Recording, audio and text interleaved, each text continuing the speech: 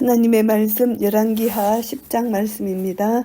아합의 아들 70인이 사마리아에 있는지라 예후가 편지들을 써서 사마리아에 보내어 이스라엘 방백 곧 장로들과 아합의 여러 아들을 교육하는 자들에게 전하니 일러스되, 아합의 아들 70인이 있다는 것은 아들이라는 표현은 손자들, 후손들까지 포함하는 자손을 말합니다.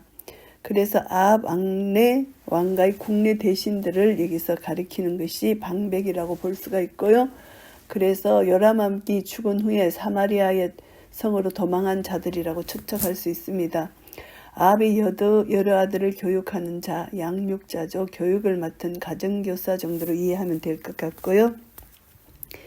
너희 주의 아들들이 너희와 함께 있고 또 병거와 말과 경관 성과 병기가 너희에게 있으니 이 편지가 너희에게 이르거든 너희 주의 아들들 중에서 가장 어질고 정직한 자를 택하여 그 아비의 위에 두고 너희 주의 집을 위하여 사오라 하였더라. 이제 이들의 마음을 떠보는 것입니다. 너희들이 겁내지 말고 이렇게 군사적으로 훨씬 유리한 입장에 있는 너희들, 그래서 이제 혁명에 대해서 사마리아에 있는 방백들의 생각이 어떤지 떠보려는 일이 계획입니다. 너희 주의 집을 위해서 사오라. 예후는 지금 검투시합으로 사태를 정리하고 마무리할 것을 제안하는데요. 잘못한 척은 재측이나 두려움 때문에 상대에게 곧 항복하는 그런 것이 검투시합입니다. 저희가 심히 두려워하여 가로되 두 왕이 저를 당치 못하였거든 우리가 어찌 당하리요. 사마리아에 있는 방백들이 표현한 것은 자신들의 항복 의사를 완곡하게 표현한 것입니다. 그들은 요람 체제를 지지했음에도 불구하고 두려움 때문에 예후에게 반역할 의사가 없다. 이것을 나타내는 말씀이고요.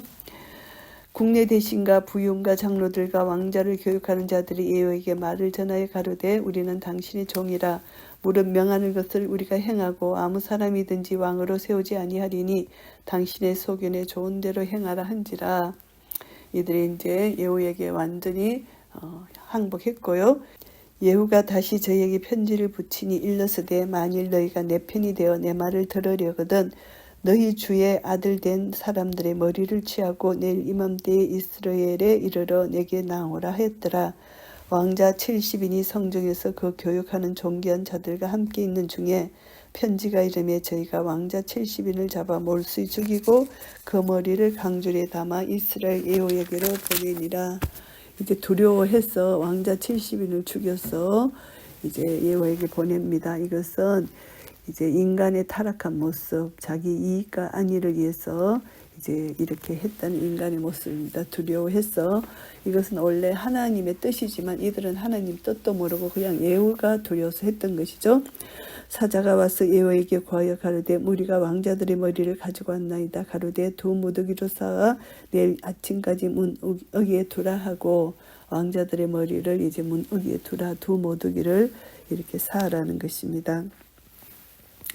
자신의 혁명이 개인적인 의도가 아니고 보다 차원 높은 하나님의 뜻에 의한 것이다. 이것을 나타내는 것이고요. 사륙당한 왕자들의 피해에 대한 책임이 그 성의 방백들에게 있음을 백성들에게 알림으로써 아합집에 속한 모든 자를 처형함에 있어서 무리가 없도록 한 것입니다. 이것은 이제 예후의 계략이고요. 이튿날 아침에 저가 나가서 뭇백성에게 이르되 너희는 의롭도다. 나는 내 주를 배반하여 죽였거니와 이 여러 사람을 죽인 자는 누구냐. 의롭도다 선포합니다. 백성들의 한심을 사리고 했을 뿐만이 아니고 아합 왕가의 죄악이 극심했기 때문에 죽은 것이라는 사실을 은연중에 드러내고 있습니다. 자신이 왕자들을 죽이지 않았음을 밝히고 있습니다. 70인의 왕자들의 머리를 자른 이 잔인한 살육에 대한 책임은 아합의 집에 속한 방백들과 친구, 제사장들에게 돌아갔다. 이것을 나타내는 것입니다. 그래서 이제 이것을 보면은 나라를 혼란스럽게 하지 않고 백성들을 이루하면서 만족스럽게 일을 처리하는 예후의 지혜라고 볼 수가 있습니다.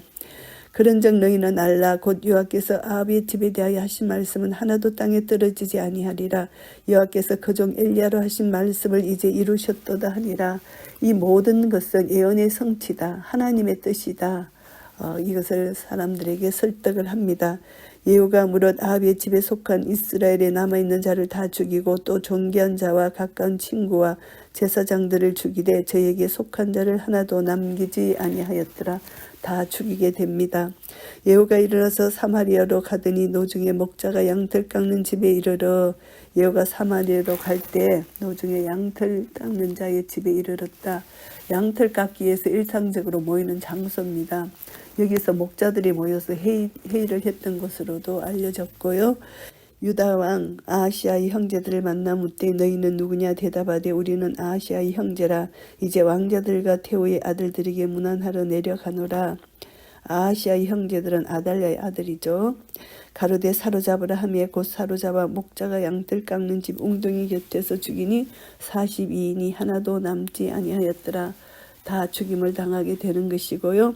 예후가 거기서 떠나가다가 레갑의 아들 요나답을 맞으러 오는 것을 만난지라. 그 안부를 묻고 가로되 내 마음이 내 마음을 향하여 진실함과 같이 내 마음도 진실하냐. 요나답이 대답하되 그러하니이다.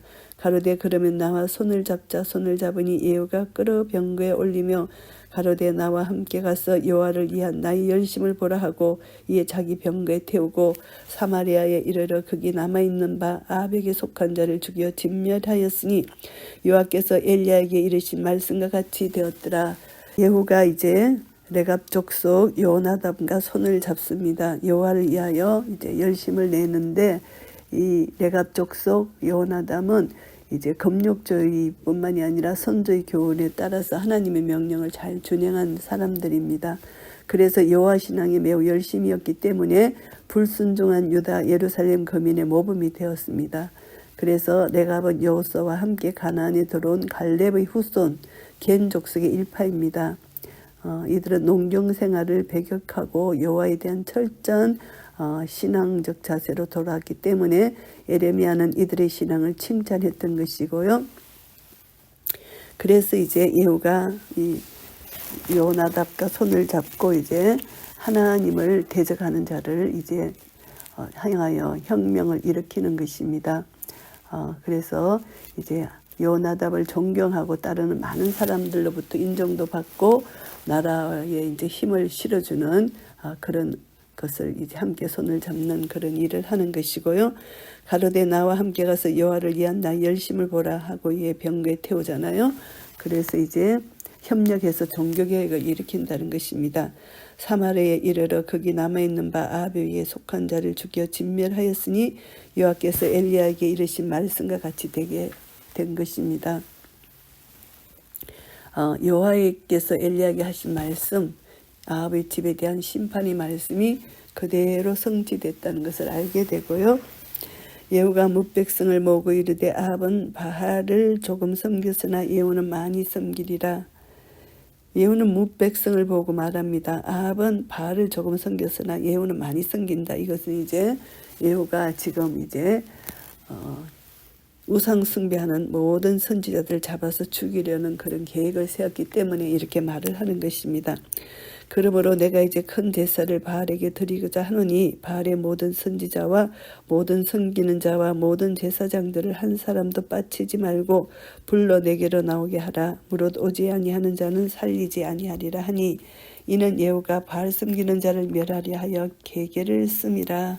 이제 계계를 써서 이제 바알 섬기는 자를 죽이려고 합니다. 예후가 바알을 위하여 대회를 거룩히 열라 하며 드디어 공포하였더라. 예후가 온 이스라엘에 두루 보내었더니 무릇 바알을 섬기는 사람이 하나도 빠진 자 없이 다 이르렀고 무리가 바알의 당에 들어가며 이편부터 저편까지 가득하였더라. 우상 성소 사람들이 가득 찼다는 것을 여기서 표현합니다. 예후가 예복을 맡은 자에게 이르되 예복을 내어다가 무릇 바알 섬기는 자에게 주라며 저에게로 예복을 가져온지라. 예복을 입은 자는 다 바알 섬기는 자이기 때문에 이들이 이제 죽이기가 쉽다는 것입니다. 표시가 나기 때문에 예후가 레갑의 아들 요나답으로 더불어 바알의 당에 들어가서 바알을 섬기는 자에게 이르되 너희는 살펴보아 바알을 섬기는 자만 여기 있게 하고 여호와의 종은 하나도 너희 중에 있지 못하게 하라. 조금 있다가 이제 사륙이 시작될 테니까 여호와를 섬기는 종은 한 사람도 있게 하지 않는다는 것입니다. 무리가 번제와 다른 제사를 드리려고 들어간 때에 예후가 80인을 밖에 두며 이르되 내가 너희 손에 붙이는 사람을 한 사람이라도 도망하게 하는 자는 자기의 생명으로 그 사람의 생명을 대신하리라 하니라. 다 죽이라는 것입니다. 번제 드리기를 다음에 예후가 호위병과 장관들에게 이르되 들어가서 한 사람도 나가지 못하게 하고 죽이라 하며 호위병과 장관들이 칼로 저희를 죽여 밖에 던지고 바알의 당 있는 성으로 가서 바알의 당에서 목상들을 가져다가 불사르고 바알의 목상을 헐며 바알의 당을 해파하여 변소를 만들었더니 오늘날까지 이르니라. 이제 그 모든 그 바알의 목상들 그리고 또 바알의 당, 이 돌로 된 모든 당을 해파했다. 해파해서 이제 그것을 변소로 만들었다. 바알의 그 당이 있는 모든 것을 변소로 만들었다는 것입니다. 더러운 것을 두는 변소로 만들었다. 이렇게 말합니다. 그래서 이들이 완전히 진멸되었고 이들이 모욕을 받았다 이것입니다. 그래서 이제 변소를 만들게 되고요. 이들이 최대의 모욕을 당했다 이렇게 알 수가 있습니다. 예후가 이와 같이 이스라엘 중에서 바알을 멸하였으나 이스라엘로 범죄케 한 느밧의 아들 여로보암의 죄 곧 베델과 단에 있는 금송아지를 섬기는 죄에서는 떠나지 아니하였더라. 여기서 보시는 바와 같이 예후가 바알 숭배자들에게 대해서 철저하게 숙청을 가했지만은 금송아지 숭배는 금하지 못했습니다. 이것이 마치 남쪽 유다 왕들이 종교개혁을 했을 때 산당을 전부 해파하지 않는 것과 흡사한 것입니다. 그래서 금송아지 우상을 척결하지 못했기 때문에 결국은 예후도 말로가 비참하게 끝나는 것이잖아요. 그래서 이것을 보면은 참 얼마나 이런 것이 완전히 우상 숭배의 모든 권한을 제거한다는 것이 너무나 중요하다는 것을 알 수가 있습니다.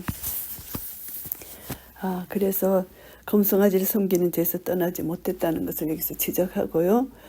여호와께서 예후에게 이르시되 내가 나보기에 정직한 일을 행하되 잘 행하여 내 마음에 있는 대로 아합 집에 다 행하였은즉 내 자손이 이스라엘 왕위를 이어 4대를 지나리라 하시니라. 하나님께서 칭찬을 하십니다. 예후가 이스라엘에 있을 땐 바알 숭배를 강력히 제거했기 때문에 여호와께서는 그의 왕조를 연장시켜 주겠다고 약속하셨습니다. 예후가 바알 이외의 이방신을 완전히 제거하지 않았고 예후의 왕조가 4대만 계속될 것을 허용하신 제한적인 약속입니다. 그래서 이제 이것이 예후에게 주어진 복이고 이제 결국은 예후도 멸망을 당하게 되고요. 그러나 예후가 전심으로 이스라엘 하나님 여호와 율법을 지켜 행하지 아니하여 하며 여로보암이 이스라엘로 범죄케 한 그 죄에서 떠나지 아니하였더라. 결국은 그 죄에서 떠나지 아니하게 되는 예후의 최후의 모습입니다. 그가 여호나답에게 다짐했던 여호와에 대한 열심이 식어버렸고 자기 이기심과 정치적인 이유로 금송아지를 섬겼음을 단적으로 보여주는 것이고요. 이때에 여호와께서 비로소 이스라엘을 찢으심에 하사엘이 그 사방을 치되 하나님께서 예후의 이 불순종으로 인하여 하나님께서 이스라엘을 찢으시게 됩니다. 두 번째 하사엘을 공격하여서 승리했다고 하는데 계속 참패를 면치 못했던 하사엘이 예후를 공격해서 이번은 이제 만회하려고 했던 것이죠. 당시 예후는 살만 에살에게 공물을 바치고 있었기 때문에 하사엘은 예후를 못마땅하게 여겼을 것이고 그래서 이제 살만 에살이 두 번째 하사엘을 공격한 것은 예후의 사주로 인한 것이라고 볼 수가 있습니다. 하사엘이 이스라엘을 공격한 것은 예후의 통치 말년이 가까웠을 때고 살만에셀이 두 번째 하사엘을 공격한 연대인 BC 838년 직후였을 것으로 보이고요. 이방 세력의 침략을 여호와께서 찢으심에 이렇게 표현을 합니다. 엘리야 선지자에 의해서 예언된 하나님의 말씀이 성취된 것으로 나타납니다. 찢으셨다. 하나님께서 이스라엘의 제약으로 인하여 영토를 이렇게 빼앗기게 됐고 영토를 모자라게 만드는 그런 결과를 갖게 되고요. 그래서 하나님께서 이스라엘 찢으시고 요단 동편 길앗 온 땅 곧 갓사람과 루벳 사람과 므낫세 사람의 땅 아르론 골짜기 있는 아로엘에스부터 길앗과 바산까지 하였더라. 예후의 남은 사적과 무릇 행한 일과 모든 권세는 이스라엘 왕 역대지락에 기록되지 아니하였느냐. 예후가 그 열조와 함께 잠에 사마리아에 장사되고 그 아들 여호아하스가 대신하여 왕이 되니라. 예후가 사마리아에서 이스라엘을 다스린 횟수는 28년이더라. 긴 세월 동안 이제 예후는 아합 왕조에 대한 예후의 혁명 잘 하고 이제 결국은 바알 숭배를 폐지시키는 예후의 행위가 군인으로서 영명함을 나타내고 있지만 결국 말년에 금송아지를 숭배한 것으로 이제 이 왕조도 4대까지 가고 멸망을 당하게 됩니다. 열왕기하 10장 말씀을 정리하겠습니다. 아합 왕조에 대한 하나님의 심판, 예후를 들어서 사용하신 것입니다. 1절부터 11절까지는 여호와의 손에 붙들린 복수의 도구인 예후가 하나님을 멸시하고 하나님 말씀에 불순종하는 아합 왕가에 대해서 하나님의 심판을 행하는 것입니다. 아합 왕가의 진멸 사건은 계속되는 정치적 숙청 작업입니다. 후손을 없애는 것입니다. 후환을 남기지 않는 것입니다.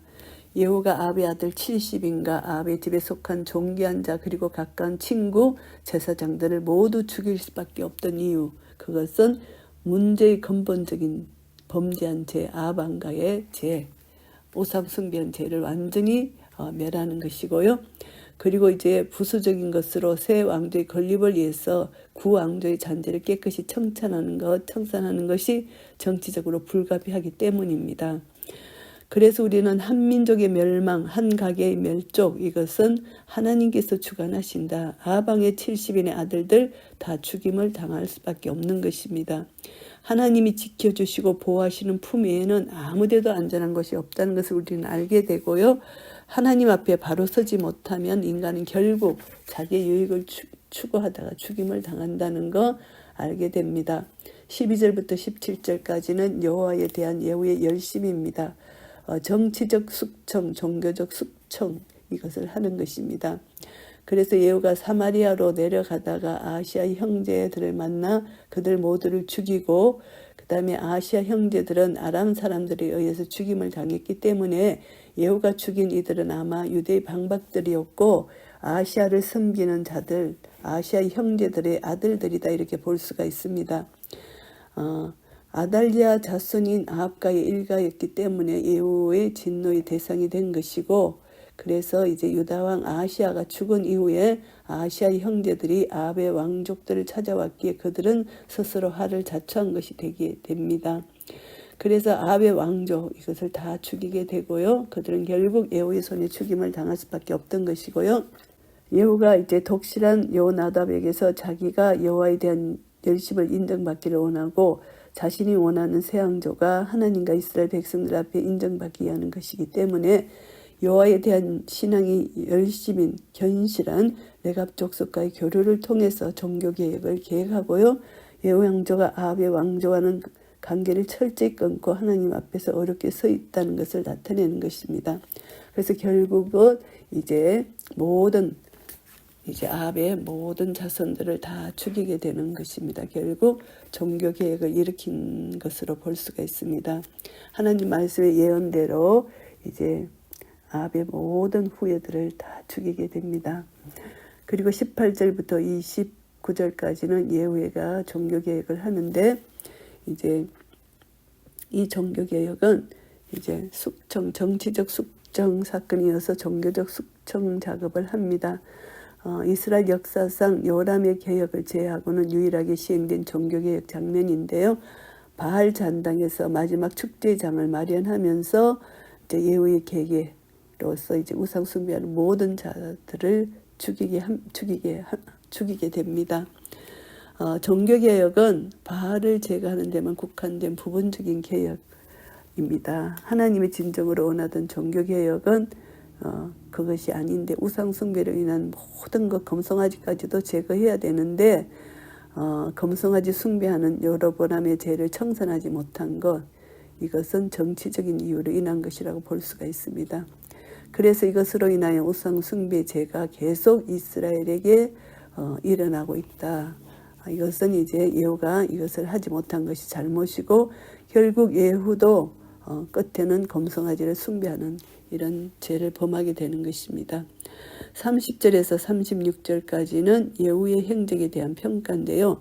28년간 이제 통치를 했는데 예후는 이제 모든 그 왕가의 우상 숭배 그들을 모두 이제 죽이게 된 것, 이것은 이제 하나님의 뜻대로 한 것이고, 결국은 예후는 마지막에 우상 숭배했기 때문에 하사엘에 의해서 침략을 당하고 이제 땅이 빼앗기게 됩니다.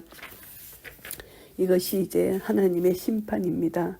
그래서 예후의 타락은 결국 그가 행한 종교개혁의 실패고, 조금 금송아지 숭배에 대해서 남겨놓기 때문에 그렇게 큰 업적에도 불구하고 실패로 돌아가는 것입니다. 그래서 우상 숭배는 하나님께서 가장 가증스럽게 취급하는 죄악인데, 조금이라도 남겨놓으면 결국 그게 죄에 빠져들어갈 수밖에 없다. 이것을 우리가 교훈받게 됩니다. 그래서 우리도 우리 자신을 살피면 내 속에 있는 죄악, 하나님보다 더 사랑하는 우상, 그것이 내 속에 있다면 그것이 언젠가는 나를 멸망시킬 수밖에 없다는 것을 우리가 깨닫고, 죄의 근본은 뿌리채 뽑아야 된다는 거, 이것을 우리는 깨닫게 됩니다. 그래서 종교개혁은 철저히 모든 우상을 진멸하는 것, 이것이 가장 중요하다는 것입니다. 그래서 이것을 했을 때 우리는 죄에서 자유함을 얻을 수가 있습니다.